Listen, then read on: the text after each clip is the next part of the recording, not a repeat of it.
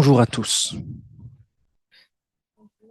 Alors le psaume 119 que tu as pris, c'est bien parce que du coup il parle de la parole de Dieu, l'importance de la parole de Dieu. Et c'est pour ça qu'on choisit dans l'Église de faire des enseignements suivis sur des lettres entières ou des livres entiers de la Bible pour qu'elles nous enrichissent tout le temps. Et donc dans cette lettre de Jacques, on arrive à la fin et on avait intitulé la série ainsi, un résumé de la lettre en fait, Pratiquons la foi de Christ. C'est l'exhortation presque de Jacques. C'est une lettre, j'avais dit au tout début, une lettre peut-être pour les chrétiens athées. Les chrétiens qui croient en Dieu et qui vivent comme s'il n'existait pas. Donc les chrétiens, par exemple, qui croient en Dieu, en Jésus, mais qui ne le prient pas. Et c'est pour ça qu'il paraît que si vous voulez mettre mal à l'aise un chrétien, vous lui demandez comment va ta vie de prière. Bon, ça ne serait pas très charitable si je le faisais ce matin, donc je ne vais pas vous demander. Mais aujourd'hui, on va parler essentiellement de la prière. Alors, on va laisser Jacques nous interpeller sur la prière. Et donc, on peut aller dans Jacques 5 et on va prendre les derniers versets, versets 12 à 20. Jacques 5, versets 12 à 20, je lis dans la version Semeur. Si vous avez besoin de Bible, il y en a ici. Levez la main si vous en avez besoin, et puis où vous venez la chercher. Jacques 5, versets 12 à 20.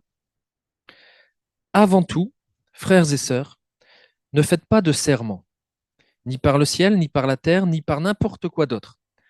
Que votre oui soit un vrai oui, et que votre non un vrai non, afin que vous ne tombiez pas sous le coup de la condamnation. L'un de vous passe-t-il par la souffrance? Qu'il prie.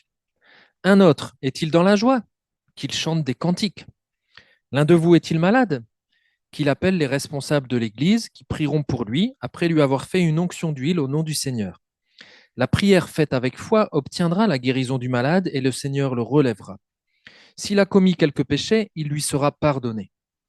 Confessez vos péchés les uns aux autres et priez les uns pour les autres, afin que vous soyez guéris. Quand un juste prie, sa prière a une grande efficacité. Élie était un homme tout à fait semblable à nous. Il pria avec insistance pour qu'il ne pleuve pas, et pendant 3 ans et demi, il ne tomba pas de pluie sur le sol. Puis il pria de nouveau, et le ciel redonna la pluie, et la terre produisit ses récoltes. Mes frères et sœurs, si quelqu'un parmi vous s'égare loin de la vérité, et qu'un autre l'y ramène, sachez que celui qui ramène un pécheur de la voie où il s'égarait le sauvera de la mort et permettra le pardon d'un grand nombre de péchés. Ça, Jacques termine sa lettre, il la termine avec des exhortations finales qui résument un peu toute sa lettre et qui nous invitent encore une fois à vivre notre foi en vérité. Et ici, particulièrement dans 3 domaines. Alors j'ai intitulé ça Parlons vrai, prions vrai et aimons vrai. Je ne sais pas si c'est très français, mais ça me parlait comme ça. Donc, la première partie, parlons vrai. Vivons notre foi en vérité en parlant vrai. La deuxième partie sera plus longue que la 1 et la 3, ok? Juste pour vous prévenir. Parlons vrai, ça, on le voit avec le verset 12. Ça a été un souci de Jacques pendant toute sa lettre. Il interpellait les lecteurs sur l'usage de leur langue, de leurs paroles. C'est un sujet qui le préoccupe beaucoup et qui devrait aussi certainement nous préoccuper, puisqu'en fait, notre langue dévoile ce qu'il y a au fond de notre cœur, dévoile notre foi. Donc notre langue, quelle épreuve pour notre foi. Ça, Jacques nous l'a montré tout au long de sa lettre. Quelle épreuve. Et ici, il termine avec cette dernière exhortation qui met en relief encore une mauvaise utilisation de notre langue, une mauvaise façon de parler. Là, il s'agit de prêter des serments, ou peut-être vous avez de jurer par le ciel, la terre, ou n'importe quoi d'autre. Et là, ça fait écho aussi avec ce que Jésus avait dit sur le sermon dans le sermon sur la montagne. Je n'ai pas noté la référence, ça doit être Matthieu 5 ou 7, où Jésus avait dit, vous avez encore appris qu'il a été dit à nos ancêtres, tu ne rompras pas de ton serment, ce que tu as promis par serment devant le Seigneur, tu l'accompliras. Eh bien, moi, je vous dis de ne pas faire de serment du tout. Ne dites pas, je le jure par le ciel, car le ciel, c'est le trône de Dieu. Ou, j'en prends la terre à témoin, car elle est l'escabeau où Dieu pose ses pieds. Ou, je le jure par Jérusalem, car elle est la ville de Dieu, le grand roi. Ne dites pas davantage, je le jure sur ma tête, car tu ne peux pas rendre un seul de tes cheveux blancs ou noirs. Dites simplement oui si c'est oui, et non si c'est non. Tous les serments qu'on y ajoute viennent du diable. Alors, prêter serment, c'est quoi? Prêter serment, c'est attester que ce qu'on a dit est vrai. C'est prendre Dieu à témoin de cela et en appeler à son jugement si jamais si jamais on manque à notre engagement. Donc, prêter serment, c'est quelque chose de sérieux. C'est pas à prendre à la légère. Mais il semble que les Juifs, à l'époque de Jésus, et puis à l'époque de Jacques aussi, hein, qui n'est que quelques années après, il semble que les Juifs étaient portés à ajouter toutes sortes de serments pour appuyer ce qu'ils disaient. Et en le faisant, ils faisaient très attention, cependant, à ne pas se servir du nom de Dieu. Parce que s'ils utilisaient le nom de Dieu et qu'ensuite ils n'accomplissaient pas, là, ils parjuraient. Donc, ils juraient sans utiliser le nom de Dieu, parce qu'ils pensaient en n'utilisant pas le nom de Dieu, ils pensaient que Dieu, du coup, n'était pas impliqué dans le serment. Il n'était pas partie prenante du serment. Donc, ils juraient par le ciel, ou par la terre, ou sur la tête de ma mère, enfin, etc., etc. Mais, non, mais ils le disent, jurer par sa tête, sur la tête. Mais ils n'utilisaient jamais le mot de Dieu. Comme ça, ils pouvaient violer les serments qu'ils avaient commis sans commettre de parjure. C'était ce qu'ils pensaient. C'est comme à notre époque, quand on promet quelque chose en croisant les doigts. Vous avez déjà vu faire ça? Quand on croise les doigts en promettant, ça veut dire, OK, je te le promets, mais en fait, je suis libre de faire ce que je veux. Il y a des gens qui pensent ça. Mais Jésus rappelle qu'il est impossible d'éviter de mentionner Dieu en jurant, puisque tout lui appartient. Si tu jures par le ciel, c'est le trône de Dieu. Si tu jures par la terre, c'est le marchepied de Dieu. Si tu jures par Jérusalem, Jérusalem, c'est la ville du grand roi de Dieu. Si tu jures même sur ta tête, à quoi ça sert? C'est pas toi qui maîtrise ta vie ou ta mort. Tu peux même pas rendre un cheveu blanc ou noir sur ta tête. C'est Dieu qui contrôle ta vie aussi. Dieu est toujours donc partie prenante d'un serment. Ça, c'est par rapport au serment et à la façon dont il pouvait jurer. Mais ce que dénonce Jacques ici, c'est pas tant les serments, parce qu'il y a des circonstances particulières où on est amené à prêter serment, dans les tribunaux, ou même dans l'Ancien Testament, on pouvait faire des vœux à l'Éternel. On voit Paul qui fait des vœux aussi à l'Éternel. Donc, il prête une forme de serment. Et nous, quand on se marie, on fait des vœux à notre épouse, etc. Et c'est un engagement. Dieu est présent et il voit l'engagement qu'on prend. Donc, ce n'est pas tant les serments qui posent problème. Ce que Jacques dénonce, et Jésus avant lui, c'est que cette façon de parler vise à cacher en fait un cœur menteur. C'est encore une fois la duplicité du cœur qui est le problème. Parce que dans ce genre de parole, du coup, il existe des niveaux de vérité, des degrés de vérité. Quand je suis sous serment, c'est la vérité absolue que je suis en train de te dire. Mais quand je ne suis pas sous serment, bon, mes paroles peuvent être un peu moins véridiques. C'est ça qui est dénoncé. Mais ça, c'est pas bon. Et Jacques appelle ses lecteurs, et nous aussi, à parler vrai, à être connus pour notre honnêteté. Toutes nos paroles devraient être véridiques. Il ne devrait pas exister de niveau de vérité. Et du coup, là, je dis merci à mon épouse qui m'a appris régulièrement à revoir ce que je disais, notamment à mes filles, à nos filles, quand je promettais quelque chose et qu'en fait, tout ne dépend pas de moi. Et puis, quelle déception, en fait, quand la promesse n'arrive pas pour les enfants. Donc, il faut aussi apprendre là-dedans. Moi, j'ai dû apprendre aussi là-dedans.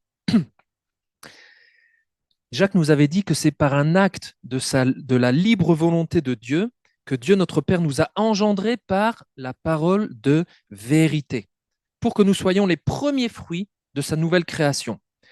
Donc, parlons vrai.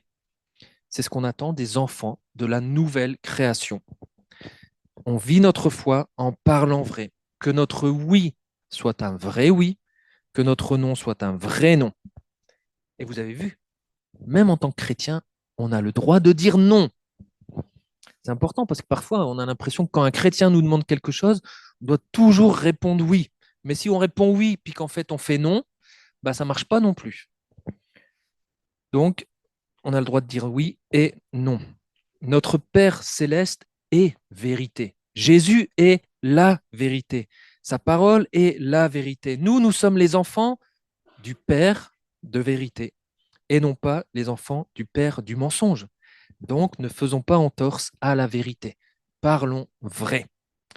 Et Jacques enchaîne ensuite avec une bonne façon d'utiliser notre langue, la parole. Et cette bonne façon, c'est la prière. Prions vrai. Jacques avait déjà mentionné un peu la prière au chapitre 1, où il nous invitait à prier pour demander la sagesse de Dieu lorsqu'on traverse des épreuves. Et puis au chapitre 4, où là, il avait montré les mauvaises utilisations de la prière.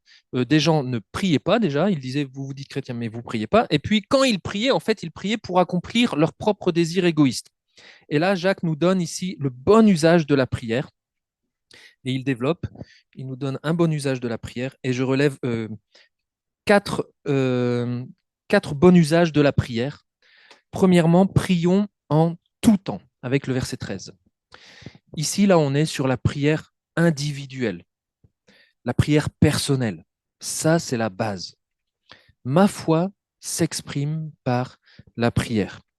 C'est par la prière que j'ai une relation avec Dieu. C'est par la prière que je lui exprime ma confiance. La prière, en fait, c'est rien d'autre qu'un dialogue dans les deux sens avec mon Père céleste. Et ce dialogue, cette prière, cette relation, elle est constante, en tout temps, en toutes circonstances.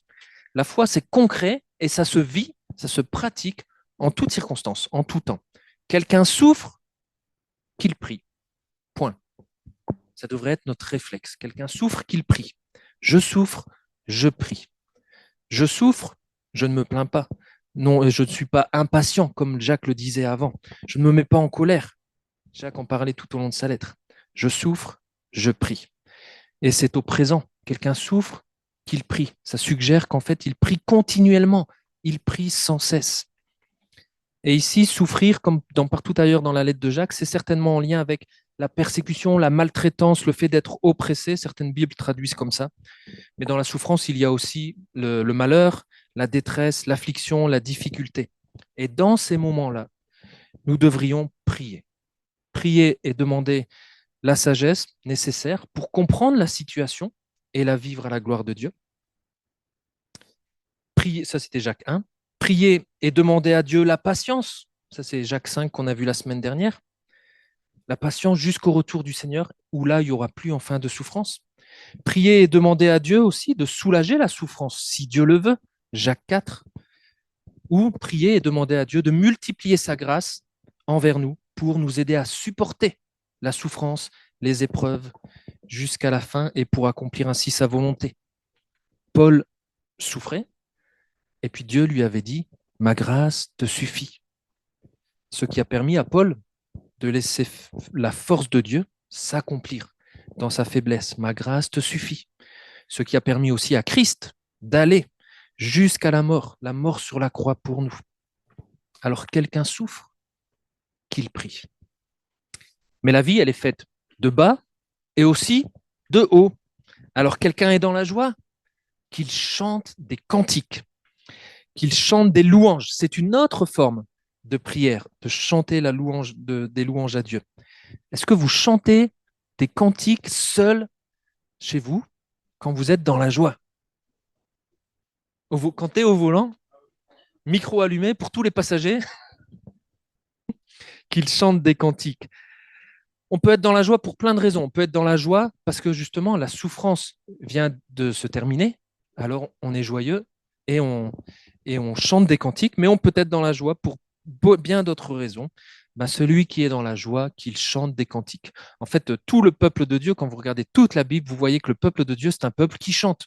Exode 15, quand il y a eu la délivrance d'Égypte, Myriam entraîne tout le peuple à chanter. Un peuple délivré, un peuple sauvé, un peuple joyeux, c'est un peuple après qui chante dans la Bible.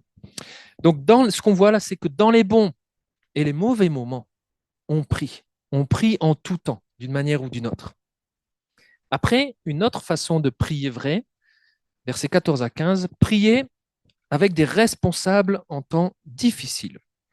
Parce qu'après la prière individuelle, on a la prière communautaire. Parce que oui, notre foi n'est pas que individuelle. Quand on place notre foi en Christ, on est uni à Christ, mais on est aussi uni à toutes les autres personnes qui sont unies à Christ. On est uni à son peuple, on est uni à sa famille. Et donc notre foi est aussi communautaire. Et notre prière est donc aussi, ou devrait être aussi, communautaire. Et c'est un aspect important de notre vie de prière. Et il arrive que parfois, nous ayons spécifiquement besoin de la prière d'autres personnes. Et ici, c'est la prière des responsables ou des anciens dont il est fait mention.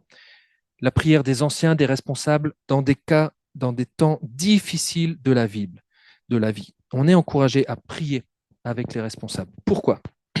Alors, je suis sûr que c'est un passage qui suscite plein de questions. Vous avez plein de questions autour de ça. Alors, voilà quelques réponses. Le fait que le malade, déjà ici, doivent appeler les responsables de l'Église et que ce soit eux qui viennent, ça laisse entendre que sa maladie, déjà, est une maladie importante. Une maladie physique importante ou il peut également s'agir de quelqu'un qui soit faible spirituellement. Parce que le mot qui est utilisé là pour malade, il est soit utilisé pour des malades physiques, soit dans la lettre de Jacques, il a souvent été utilisé pour des personnes qui sont faibles spirituellement, qui sont épuisées spirituellement, qui sont dépressifs spirituellement. Et ça va bien avec le contexte de la lettre de Jacques où on nous parle de personnes faibles, les pauvres, qui sont opprimés par les riches. La foi des faibles, elle est mise du coup à rude épreuve, ils souffrent et ils semblent même parfois vaincus. Et Jacques nous parlerait alors ici de comment prendre soin des frères et sœurs qui sont abattus, qui sont au plus bas spirituellement, qui sont tellement bas qu'ils n'arrivent même pas à prier par eux-mêmes. Ça arrive parfois. Et dans ce cas-là, on a besoin de la prière d'autres personnes. La prière communautaire. Et donc, il y a une ambiguïté là, ici, dans le texte, entre malade physique ou malade spirituel. Et cette ambiguïté, elle est maintenue aussi par l'application d'huile. On nous parle d'appliquer de l'huile, et on trouve l'application d'huile juste à deux utilisations dans toute la Bible, soit pour consacrer quelqu'un, l'huile était le symbole aussi de l'Esprit Saint, et donc dans ce cas, on traduit en loignant d'huile, on parle d'onction d'huile, soit on trouve l'utilisation de l'huile pour soigner quelqu'un. Parce que utiliser de l'huile, c'était un acte médical classique à l'époque. Par exemple, vous avez la parabole du bon samaritain. Il est malade. Qu'est-ce qu'il fait, le bon samaritain? Il met de l'huile sur sa plaie. Et dans ce cas, le verbe traduit là, on le traduit parfois vous avez peut-être dans vos Bibles, en lui appliquant de l'huile ou en lui frottant de l'huile. Donc l'ambiguïté, elle est maintenue. Et si on est dans le cas du coup de la consécration, l'image des responsables qui viennent pour oindre d'huile le croyant faible illustre la responsabilité des anciens qu'ils ont à stimuler, à encourager, à fortifier, à rafraîchir spirituellement les personnes qui sont faibles spirituellement. Et puis dans le cas de soigner, d'appliquer de l'huile pour soigner, l'image des responsables qui appliquent, qui frottent de l'huile pourrait être en fait une indication aussi selon laquelle Jacques propose d'avoir recours aux moyens de guérison qui nous sont offerts, tout en demandant à Dieu d'y ajouter sa main divine. Et cette ambiguïté entre malade physique et malade spirituel, elle est maintenue aussi avec le verset 15, qu'on peut lire aussi de deux façons. La prière de la foi guérira le malade et le Seigneur le relèvera, ou la prière de la foi sauvera le faible et le Seigneur le ressuscitera. Donc, à ces versets, il est possible de donner une interprétation médicale logique, de même qu'une interprétation spirituelle tout aussi solide. Ou bien le patient est malade et la prière de la foi le guérira et le Seigneur le relèvera de son lit, ou il est désemparé et spirituellement épuisé et il sera sauvé en une forme de résurrection spirituelle, il retrouvera la santé spirituelle. Et il se peut d'ailleurs que Jacques ait maintenu cette ambiguïté à dessein, exprès, parce qu'il laisse la possibilité aux lecteurs et aux responsables qui vont aller faire des visites auprès de personnes comme ça, de discerner quelle sera l'application qu'ils devront faire, en sachant que tout est soumis à la volonté de Dieu. Il peut guérir, les termes médicaux conviennent alors, et s'il ne guérit pas, eh ben, les termes spirituels conviennent aussi. Et un chrétien ne pourra toujours qu'ajouter son amen à la prière qui est faite avec foi. Et du coup, ici, la prière faite avec foi, c'est bien le plus important de tout ce passage. La prière de la foi ou la prière faite avec foi, c'est le plus important. Jacques ne nous donne pas plus de détails sur le malade, pas plus de détails sur qu'est-ce qu'on fait avec l'huile, pas plus de détails sur comment on fait tout ça, etc. Parce qu'en fait, son enseignement se concentre sur la prière et la réponse de Dieu. Donc rappelez-vous ici, ce n'est pas une personne seule qui prie, ce sont les responsables, les anciens de l'Église. Le malade, il n'envoie pas chercher un guérisseur spirituel. Le malade ne va pas là dans une soirée spéciale de guérison. Il appelle les dirigeants de l'église locale, des personnes qui le connaissent. Et ils doivent prier avec foi. Qu'est-ce que ça veut dire? Notre foi, elle a un objet. L'objet de notre foi, il est rappelé juste au-dessus quand il est fait mention qu'on doit appliquer de l'huile au nom du Seigneur. L'objet de notre foi, c'est le Seigneur, c'est Jésus-Christ. C'est en lui qu'on place notre confiance. La prière de la foi, ou prier avec foi, c'est prier en s'appuyant avec confiance en Jésus-Christ et non sur des motivations ambiguës. Quelqu'un qui dirait on va aller prier et au moins comme ça je pourrais aller guérir quelqu'un. C'est pas la bonne motivation. Ou le malade qui dit bon ben voilà, après avoir tout essayé en dernier recours au cas où, je vais appeler les anciens et on va prier ensemble. C'est pas non plus une bonne motivation. Prier avec foi en Christ, c'est prier ce que Christ voudrait, c'est prier selon sa volonté. Prier avec foi pour les responsables dans ces moments-là, c'est donc exercer un discernement spirituel pour savoir quelle est la volonté de Dieu dans le cas de cette personne. Le guérir ou le rappeler auprès de lui. Parce que, affirmons-le, il faut l'affirmer, il est faux de dire que Dieu guérit dans tous les cas. Je le redis, il est faux de dire que Dieu guérit dans tous les cas.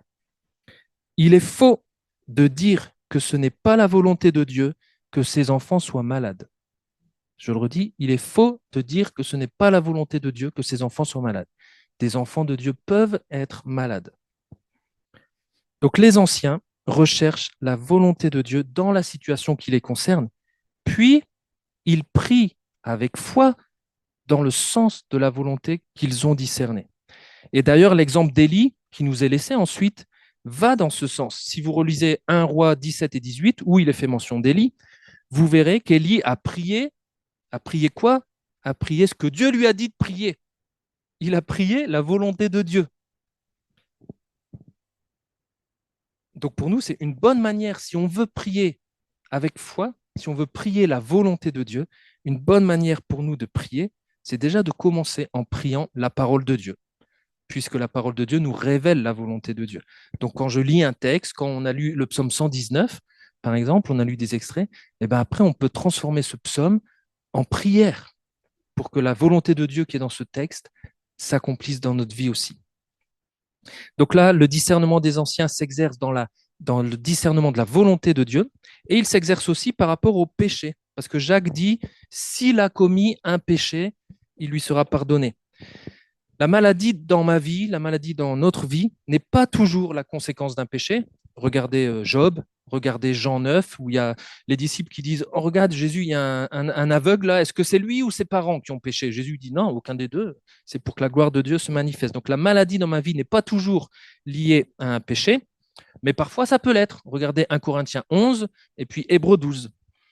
Donc c'est pour ça que là aussi, les anciens doivent exercer leur discernement avec le croyant malade, et puis parfois, ils appelleront à la confession et à la repentance.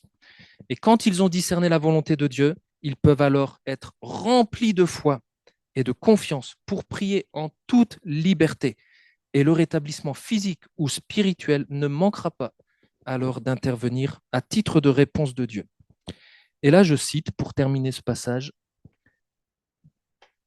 ceci. prier avec foi, c'est prier dans une soumission totale à la volonté du Père et dans la confiance sans limite en sa puissance. Le combat de la prière ne se limite pas à demander. Il y a beaucoup de personnes qui s'arrêteraient uniquement à ça, juste demander à Dieu. Mais le combat de la prière ne se limite pas à demander, mais doit viser aussi à recevoir et à discerner la réponse de Dieu. La prière ne se limitera pas à la demande au moment de la pratique de l'onction, mais accompagnera le malade dans la réception de la réponse divine et dans son acceptation. C'est jusque-là que conduit la démarche. Et j'ai envie de dire, on comprend pourquoi ce sont les responsables, du coup, les anciens, qui sont appelés. Parce qu'il y a malheureusement pas mal d'abus, de dégâts dans le domaine de la guérison. Alors, en temps difficile, ne nous privons pas de prier avec des responsables. Et ne pensez pas que vous allez nous déranger. Oh, on n'a pas envie de vous déranger, les anciens, on sait que vous avez déjà plein de choses, etc. Mais en fait, on a signé pour ça. On a accepté la tâche d'anciens. On a accepté ce service de responsable qui prend soin du troupeau qui nous a été confié. On viendra volontiers à vos côtés. C'est sûr que parfois, pour le malade, ça implique aussi de mettre son orgueil de côté, parce qu'on pense toujours qu'on peut s'en sortir tout seul. Ça demande de l'humilité, ça demande de se soumettre aussi à la main de Dieu. Ça, c'était ce que Jacques nous disait au chapitre 4. Donc, prions avec des responsables en temps difficile. Autre aspect de la prière vraie, prions aussi l'un avec l'autre pour prévenir. Verset 16. Au verset 16, là, Jacques fait un lien avec les deux versets précédents. Ce lien ne ressort pas dans toutes les traductions, mais on peut lire le verset 16 ainsi. Confessez donc vos péchés les uns aux autres et priez les uns pour les autres afin que vous soyez guéris. Jacques est conscient que le péché est dangereux, en fait, particulièrement pour un croyant isolé. C'est pour ça qu'il invite cette fois-ci à prier l'un avec l'autre pour prévenir notre santé spirituelle. Parce qu'on dit il vaut mieux prévenir que guérir. Mieux vaut prévenir que guérir. Donc ça, c'est le principe. Il nous invite à confesser nos péchés, nos faux pas, nos chutes. Non pas à le faire à des confessionneurs professionnels, des confesseurs professionnels, non pas à le faire devant toute l'Église non plus, mais à le faire l'un à l'autre, dans une communion fraternelle vraie de confiance. Ça, c'est un moyen de s'attaquer au mal à la racine. Et c'est un des objectifs des groupes de croissance qu'on a dans l'Église, que certaines personnes ont, 2, 3 personnes qui se rassemblent régulièrement pour prier ensemble et notamment aussi pour pouvoir confesser leurs péchés les uns aux autres. Et encore une fois, ces versets nous montrent qu'on ne peut pas vivre notre foi, notre vie de prière tout seul. On a besoin de prier avec les autres. On a besoin des autres dans le combat de la prière. Mais, qu'est-ce que c'est dur de confesser son péché aux autres, même à un frère ou une sœur de confiance. La confession, c'est vraiment pas fun. On préfère dissimuler son péché. On préfère tarder à le confesser. On pense que ça va se résoudre tout seul. Mais quand on tarde, alors on commence à se laisser entraîner de plus en plus dans une défaite spirituelle et on pourrait en arriver au malade spirituel au-dessus qui est tellement vaincu par son péché qu'il ne sait même plus prier et qu'il a besoin de l'aide d'autres personnes. Jacques nous dit donc, prenez donc l'habitude de confesser vos péchés l'un à l'autre. En fait, l'idée, c'est qu'il ne faut pas rester dans le noir. Le péché, lui, il veut nous garder dans les ténèbres. Il ne faut pas rester dans le noir. Jacques nous dit, allez à la lumière.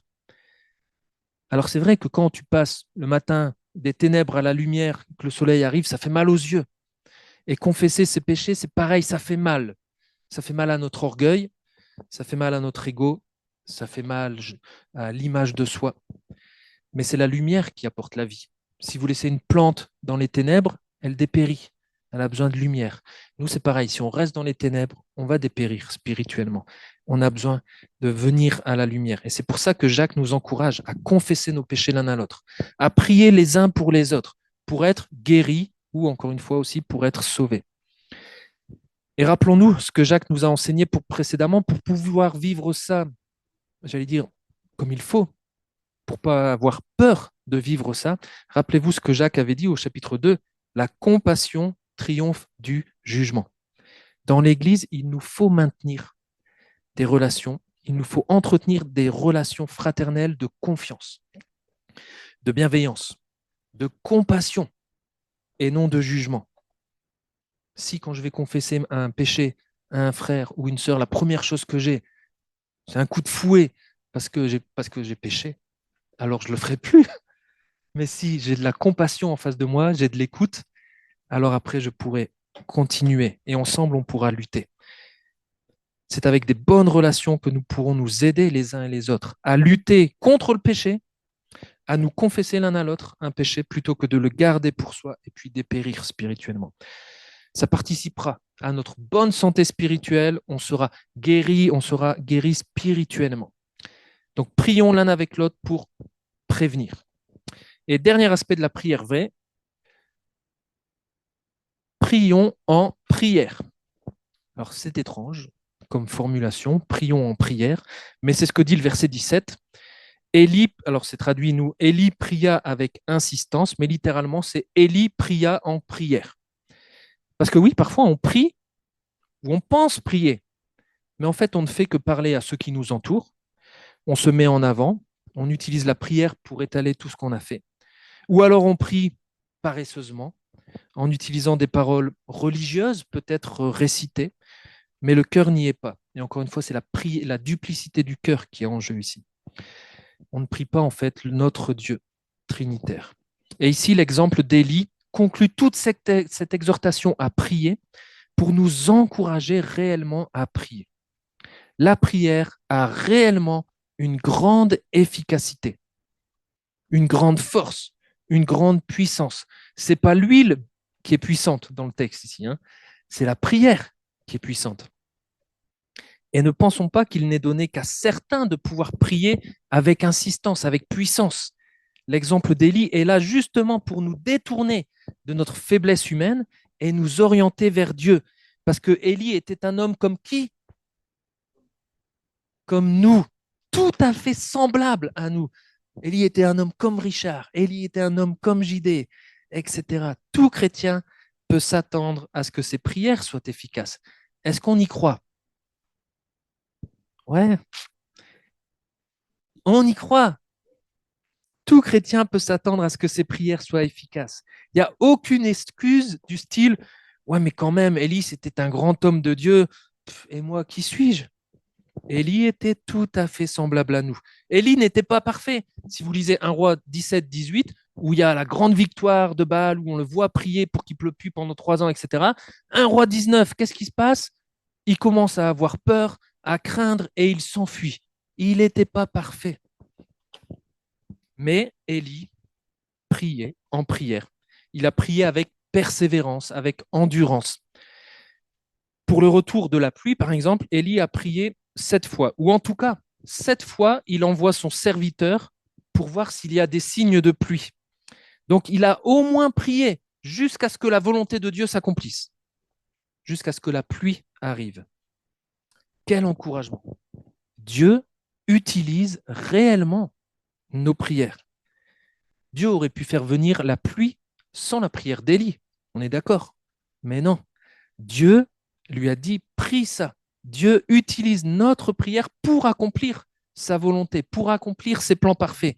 En fait, il veut nous faire participer à ses plans parfaits. Il veut qu'on s'y implique. Comment? Par la prière. Alors, prions. Et quand on prie en prière, il y a des choses incroyables qui se produisent, parfois même des choses qui paraissent folles, hein. Ici, Élie prie et boum, il n'y a plus de pluie pendant 3 ans et demi. Là, peut-être qu'en ce moment, il prie beaucoup pour la pluie, parce que nous, on est rempli de pluie, mais parfois, il y a des choses incroyables comme ça. Et aujourd'hui, comme du temps d'Élie, la puissance de la prière est la plus grande puissance au monde, qui est à notre disposition. Quand un juste prie, sa prière a une grande efficacité.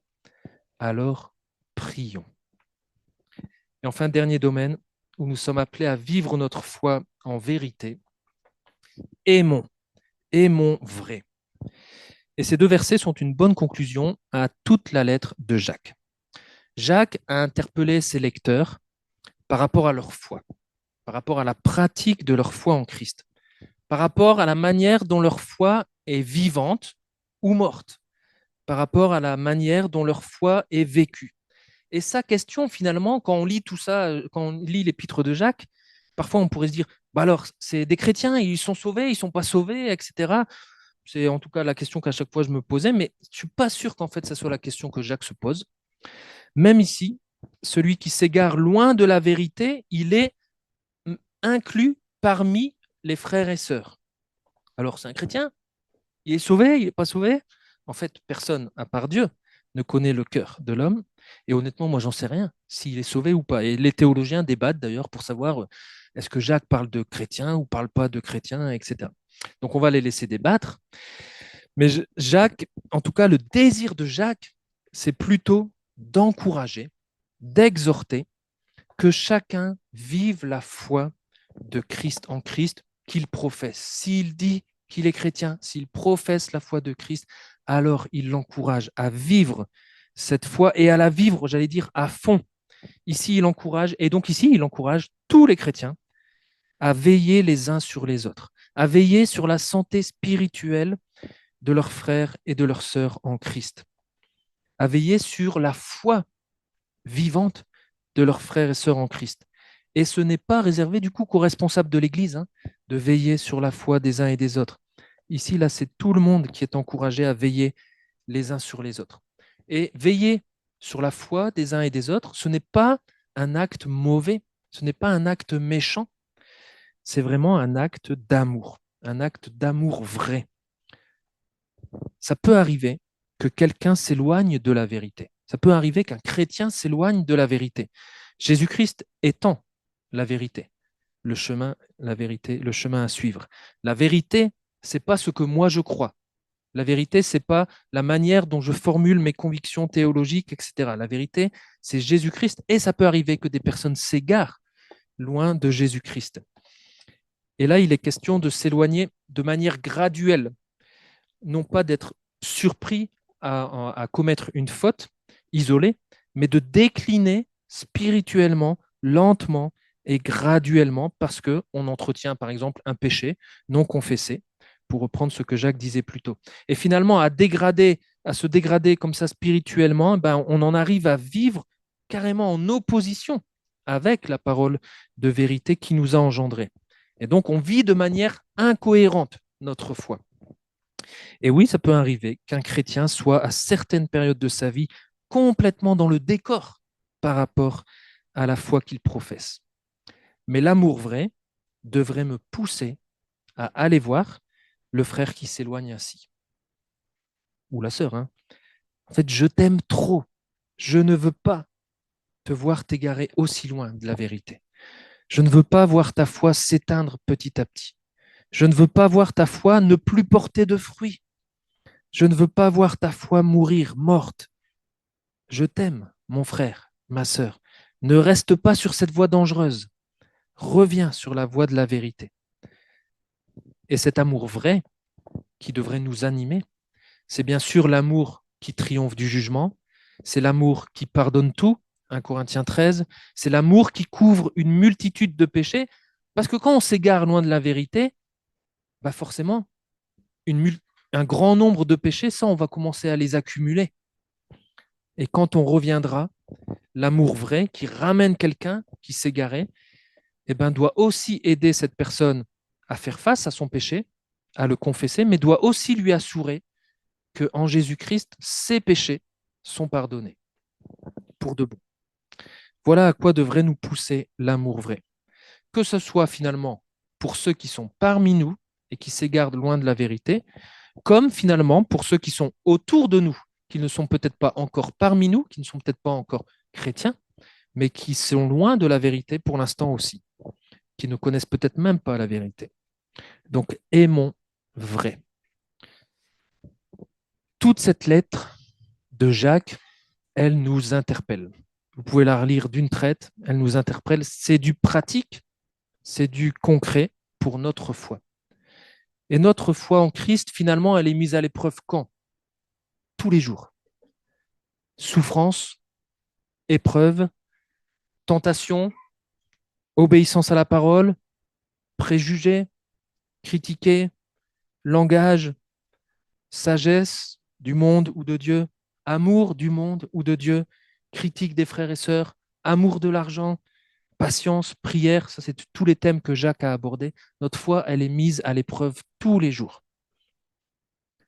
Et la grande question de Jacques, c'est finalement comment allons-nous pratiquer notre foi en Christ tous les jours? Et il nous dit, eh bien, vivons-la vraiment. Vivons-la en vérité. Alors que l'Esprit continue de nous interpeller pour qu'on grandisse dans notre foi à sa ressemblance.